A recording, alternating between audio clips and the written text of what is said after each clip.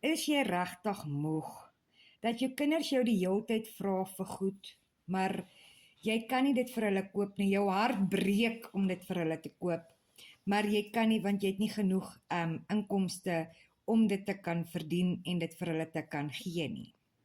Wel, ek het ook daai gevoel gehad. Ek weet hoe dit voel en dis hoekom ek vandag hier is om vir jou te sê ek weet waardeur jy gaan.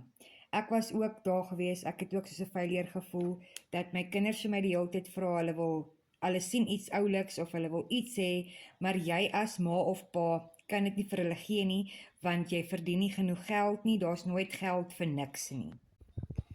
Maar nou kan ek sê dankie vir die Here, want daar het 'n uitkoms gekom vir my. Ek het hard gebid en gevra en hy het vir my die uitkoms gegee om 'n opportunity te kan hê wat ek met ander ma's en pa's kan deel wat in dieselfde situasie sit waar ek gesit het en ek kan hierdie opportunity deel met jou en vir jou sê daar is weer hoop, daar is 'n uitkoms.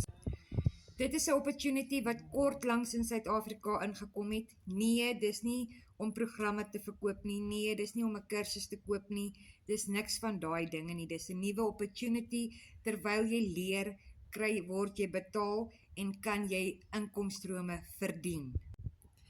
Al wat jy moet doen is, jy moet net die content share met mense, die opportunity share met mense en as mense belangstel en hulle wil ingaan, dan word jy 50% van die gedeelte word jy dan betaal. So, as jy belangstel en dit klink dalk soos iets wat jy graag wil doen en jy wil net uit daai situasie kom en jy wil weer graag vir jou kinders goed koop wat hulle harte begeer en jy wil net hulle lewe vir hulle makliker maak, sit vir my in die comments info en ek deel met jou die ding wat my lewe verander het.